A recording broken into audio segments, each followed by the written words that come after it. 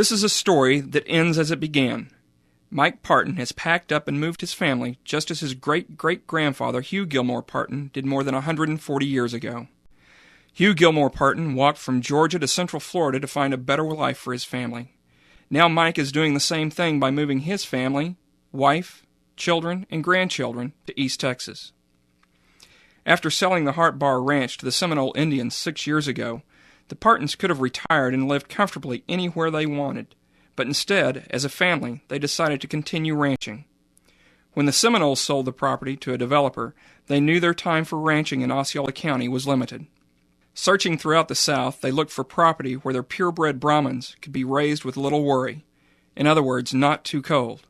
Texas was always a favorite place, and the Palestine area put them within 2 hours of their daughter, who already lives north of Dallas. Moving a ranch can be compared to moving an army. Planning started a year and a half before the actual move. While continuing to do the usual ranch work like mowing, baling hay, branding, various repairs, and caring for the cattle, the logistics of changing the breeding season for the herd had to be considered. Henry O. Partin, Big Pops as he was known, brought the first registered Brahmins to the east, and soon had the bull Emperor, who would become the base of one of the best purebred herds in the world. Ranchers from around the world have journeyed to Kissimmee to visit the Partin Ranch to purchase cattle, semen, and embryos to improve herds where they live. Others have visited in an effort to learn how to run a more efficient ranching operation. Even when Mike was young, the Saturday Evening Post recognized the ranching family for their accomplishments.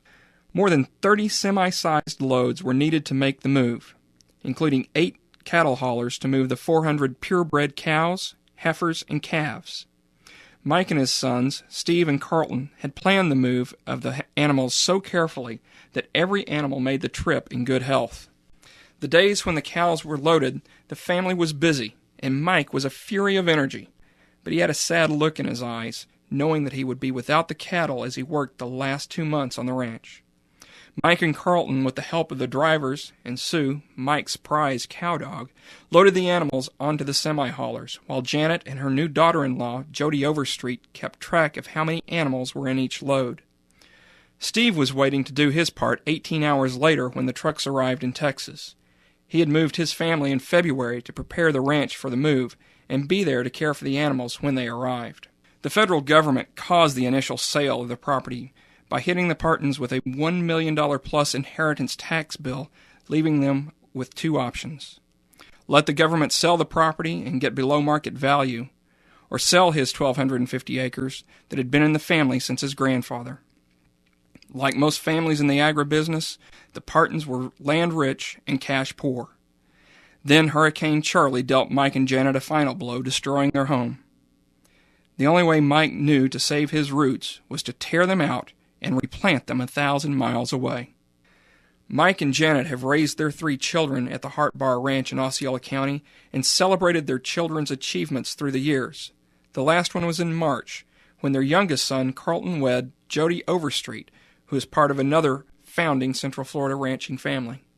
Janet always had food on the table at lunch, and everyone knew if they wanted to catch Mike, lunch was a good time to do that. Janet also knew her way around the old barn and could care for the cattle when the men were away from the ranch. Walking back to the tack room of the 10-building barn was like traveling to a bygone era. The wafting smells of hay and old weathered leather of saddles and whips, with a hint of the sun-dried wood corrals, can make anyone forget that St. Cloud was less than a mile away. Most ranchers and crackers will tell you it is one of the prettiest pieces of property in Central Florida, and for those who drive Neptune Road, it was a brief daily glimpse of a slower pace of life, with the white Brahmins standing out against the manicured green grass. They weren't the first to go, and they won't be the last. Ranchers have been leaving Osceola since Walt Disney announced in 1965 he was building a theme park and spurred the real estate boom that defined modern Central Florida. For decades, cattle families have cashed in on developers' offers and relocated to where they could still find home on the range. But in recent years, the sale of ranch land has accelerated alongside a population boom that is predicted to nearly double the county's population to 550,000 by 2025. Since 2000, ranchers have sold more than 20,000 acres in the northern third of the county, where most of the people live, to developers or land speculators who sometimes paid upwards of $80,000 an acre. By the time Mike and his wife pulled away from their ranch on Neptune Road between Kissimmee and St. Cloud, his hometown had changed. The Silver Spurs Rodeo, which his parents and friends founded in 1943, meant little to newcomers. New subdivisions and condominium complexes were sprouting up all around the ranch. Over time, the mark of the pioneer cattle families was eroded, swept aside by waves of cars and subdivisions and tourists wearing Mickey Mouse ears, preserved only in the street signs and buildings that bore their names. Their last day on the ranch was spent in a chaotic whirlwind of packing, loading, business, phone calls, and saying goodbye to family. In typical ranch tradition, Mike and Janet caught up with his family as they worked cattle on the family's 6,000-acre tract, which is also up for sale and planned for development.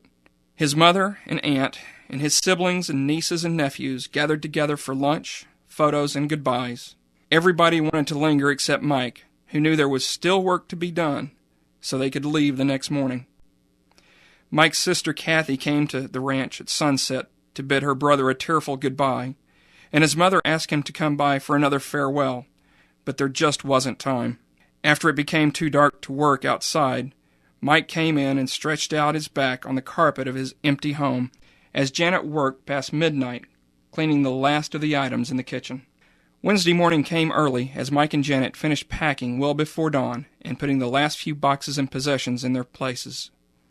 With the fog settling in and the first rays of light creating a warm glow, Mike put his cow dog Sue in her crate on the back of the truck, and Janet tucked her dachshund Peppy into the cab.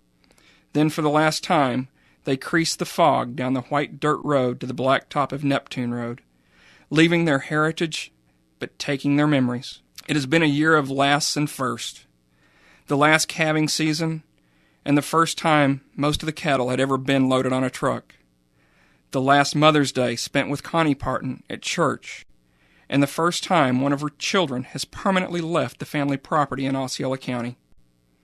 The last time Sue the cow dog would chase a fox squirrel, and the first time she has been more than 5 miles off the ranch.